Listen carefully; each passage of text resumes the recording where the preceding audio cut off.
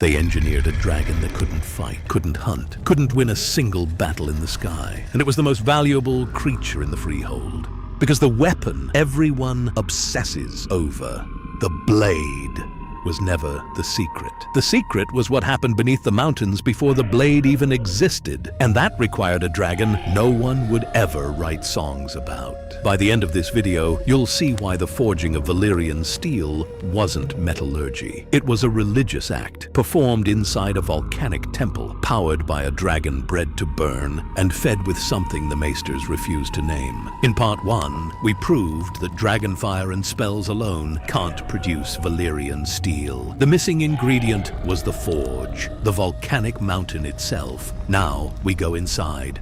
The 14 flames were a chain of immense volcanoes stretching across the Valyrian peninsula, but they weren't natural, not entirely. According to Valyrian myth, Tharax the Forge-Mother, a goddess who descended in living dragon form, raised them from 2 ancient vents. She breathed fire into the earth until 12 more erupted into existence. Each was consecrated to a god of the Valyrian pantheon. Each became a throne of fire, and deep inside them, her priests built the dragon forges, not workshops, not foundries, temples, consecrated volcanic chambers carved into living rock, where the heat of the earth and the breath of dragons merged under divine authority. Each of the 40 families controlled their own forged chamber, attuned to their bloodline, blessed by their patron god, and designed for one specific dragon breed. That breed was the embermar, compact, heavily muscled, with breath hot enough to melt stone, houses Ramian and Coral,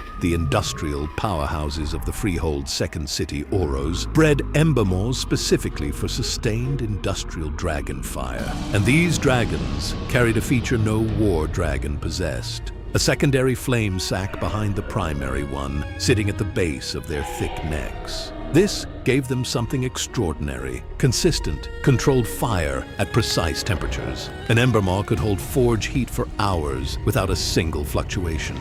War dragons burned hot and fast. They unleashed devastating blasts and then needed to recover. That's perfect for a battlefield. It's useless for a forge. Metalwork requires sustained, even heat, the kind that can hold a crucible at exactly the right temperature for hours while the ore is folded and the spells are spoken.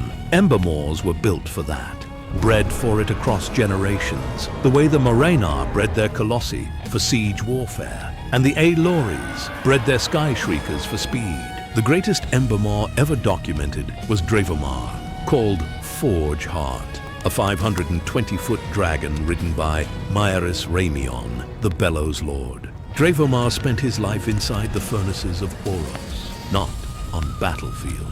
When he died in his sleep above the forge halls, his last exhalation scorched the ceiling into a permanent glass dome that the Ramion family turned into a shrine.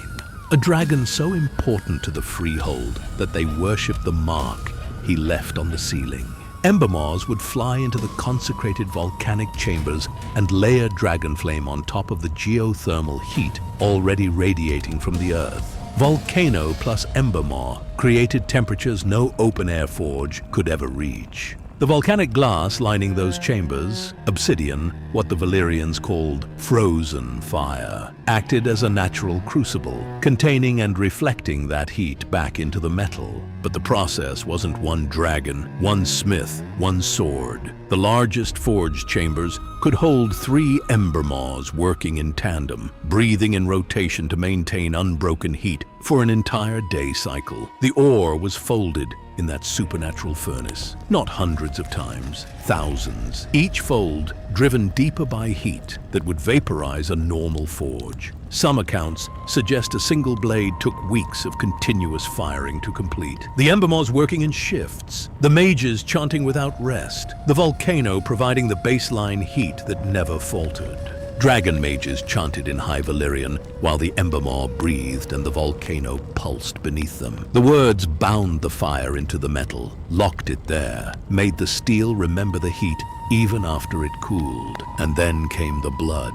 Slaves were brought into the chambers. Not all survived the heat long enough to serve their purpose. The air in a dragon forge was hot enough to blister skin at a distance. Some slaves collapsed before they reached the crucible. The ones who survived, their blood was offered directly into the molten steel as it was being worked. Life poured into metal. The old Valyrian principle, only death pays for power. This is why the mines consumed so many lives, that the numbers defy comprehension. Why slave revolts were constant and crushed without mercy. Why the dragon lords conquered nation after nation. Giscari, Roynar, Andal, Lazarine, to keep the mines and forges full. The forges were always hungry, and the steel demanded to be fed. Deep in the worst shafts, the slaves didn't just fight heat, they fought fireworms, wingless, serpentine creatures of living fire that burrowed through the rock like burning tunnels. The mines were infested with them. Slaves died in cave-ins, in sudden eruptions of magma, in the jaws of fireworms that could swallow a man whole, and the dragon lord simply sent more. There was always another nation to conquer,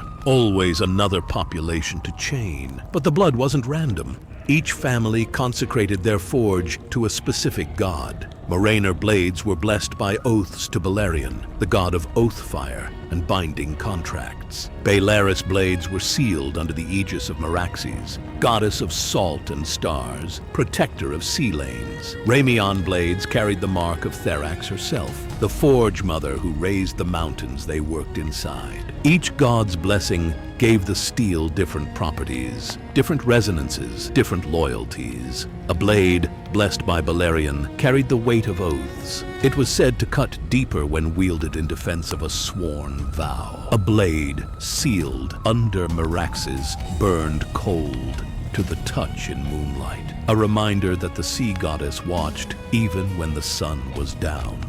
The blades weren't just weapons, they were consecrated artifacts, bound to a family, a god, and a forge. 3 anchors, remove any one of them, and the steel becomes something less than what it was meant to be. The doom removed all 3 at once. Every Valyrian steel sword in Westeros was forged inside a living volcano, bathed in dragonfire from a breed that no longer exists, enchanted over the blood of slaves, and consecrated to a god whose temple was atomized. The blade survived. Everything that made it whole did not.